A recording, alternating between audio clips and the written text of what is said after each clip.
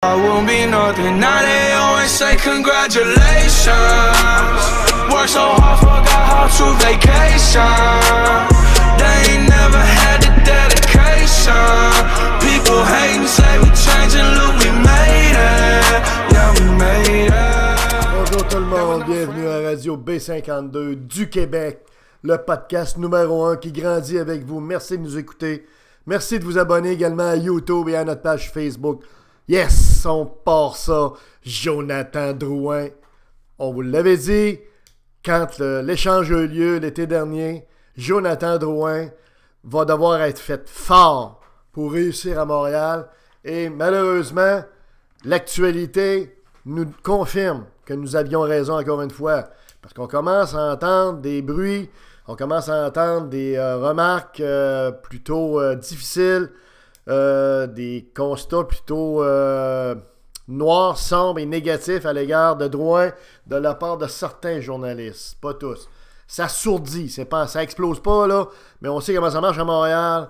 Ça sourdit puis d'un coup, paf, là ta face est dans le journal à Montréal, dans la presse, comprends-tu, puis là tu sais pas, puis là l'avalanche vient de te tomber sur le dos.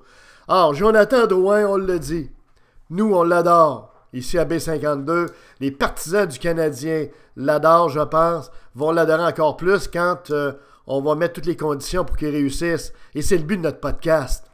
Lorsque Jonathan Drouin, rappelez-vous, revenez réécouter notre podcast sur Jonathan Drouin. On en a fait 2 d'ailleurs. On le dit, la première condition pour que Drouin réussisse, c'est de le mettre à l'aile. C'est un ailier. Ce n'est pas un joueur de centre. Or, Bergevin et l'organisation du Canadien ont décidé cet été, après l'échange, rapidement, que ça serait un joueur de centre. Et savez-vous pourquoi on a fait ça? Parce qu'on a une carence au niveau des joueurs de centre au Canadien. C'est connu, les fans, là. Les meilleurs fans du monde, là, c'est les fans du Canadien. Ils savent très bien que la ligne du centre est faible. Alors, on s'est dit, tiens, il est un petit peu polyvalent, possiblement, notre Jonathan, on va le mettre au centre. Erreur monumentale. On l'a dit à l'époque, on le redit, pour jouer au centre, il faut avoir certaines aptitudes, il faut avoir joué au centre longtemps, il faut avoir, je dirais, certaines habiletés qui sont propres à un joueur de centre. Un joueur de centre, notamment, ça doit back-checker, ça doit être soucieux de sa défensive, ça doit avoir 360 ce qui se passe en arrière, ça doit être capable d'alimenter également ses ailiers, etc., etc. C'est très différent comme perspective de jeu, surtout ceux qui ont joué à la game, que de jouer à l'aile droite ou à l'aile gauche. Or, écoutez, on le met au centre. C'est l'erreur, ça c'est l'erreur la plus grave. On est en train de gaspiller Drouin. Il n'est pas à l'aise, il cherche. En premier à cause de ça, mais pas uniquement à cause de ça. On va y revenir. Mais ce qu'on veut dire surtout, c'est que le petit Drouin, on l'a vu jouer dans le junior. Pour les Moussets d'Halifax. Il y avait Nathan McKinnon qui était dans ce club-là, puis dans les buts, il y avait Zachary Foucault, qui était un excellent gardien de but, totalement dominant à l'époque.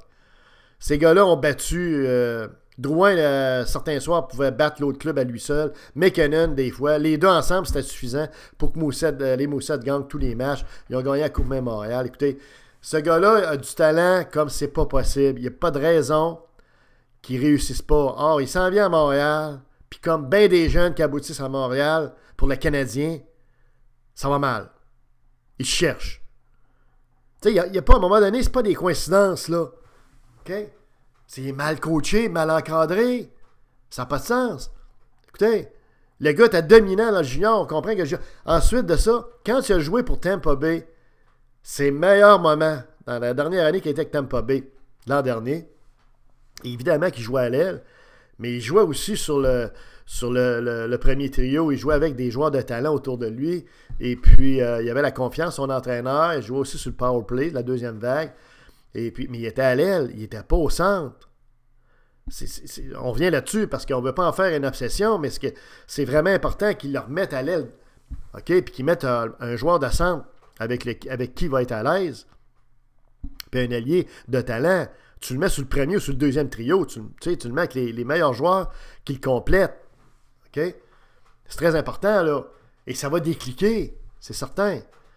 On s'entend qu'en défense, en plus, on n'a pas une brigade défensive, surtout lorsque Shea Weber n'est pas là, qui est trop dominante du côté du Canadien. La première passe, souvent, elle est dans la bande, là, elle est sur le bois, mais pas sur le bois de la palette du bâton de hockey, elle est sur le bois de la bande. Fait que c'est pas trop... Mais ça, il n'y a pas rien que Drouin qui en souffle, là. Mais ça, on revient à Jonathan Drouin. Il faut absolument que les gens faites un Facebook, faites une pétition. Il faut absolument que l'organisation du Canadien leur mette dans sa zone de confort à l'aile, préférablement à l'aile droite. Puis l'entour des meilleurs joueurs, le faire juste le premier trio, lui redonne confiance. Il faut que les journalistes soient patients. Il ne faut pas qu'ils commencent à y tomber sa tomate. Il y a 22 ans, hein? Il n'y a pas 32 ans. Okay? Le Canadien a laissé partir Radulov, a laissé partir Markov à la défense, on a laissé partir des piliers. Et si ces joueurs-là, revenons pas dans le passé, si ces joueurs-là étaient là, le Canadien serait beaucoup plus menaçant, beaucoup plus performant, et Drouin pourrait plus facilement s'y intégrer. Mais ce n'est pas le cas. En finale, ce qu'il faut dire là-dedans, c'est que Claude Julien a un système de jeu qui est très défensif. C'est pas un système de jeu qui est trop facile pour un gars comme Drouin qui est offense. Okay? Drouin, c'est pas un joueur défensif. Vouloir faire de Jonathan Drouin un gars qui est 100% bon offensivement, défensivement, tu gaspilles les deux dans ce temps-là. Il est pas bon offensivement puis il est pas bon défensivement. Laisse-le s'exprimer son talent à l'offensive, Julien. Laisse-les aller, lâche les lousses. Sors-les des arrières de ton système étouffant défensif qui de toute façon ne gagne pas. Le Canadien n'est pas dans les séries au moment où on se parle. Alors, y a-tu moyen de faire un shakeover puis de le mettre vraiment dans une situation où ce gars-là va pouvoir exploser, faire montre de son grand talent? Parce que Jonathan Drouin est capable de donner aux Canadiens facilement une vingtaine, 20, 25, même 30 buts. OK? Mais à condition qu'on l'utilise comme du monde, qu'on ne le gaspille pas, comme on a fait avec d'autres jeunes. Et c'est ça, fondamentalement, le problème du Canadien. Ils ne sont pas capables d'intégrer des jeunes, on dirait, de façon efficace, de façon performante dans leur club. Au niveau du scheme, au niveau de la position qu'il joue, Drouin est à tout facteur considéré, n'est pas dans une bonne position. Alors, révisez le tout, puis mettez-le dans une bonne position, puis Drouin va certainement performer. Alors, c'est à Julien de jouer ses cartes comme du monde avec Drouin, puis ça va aider tout le club. C'était Radio B52.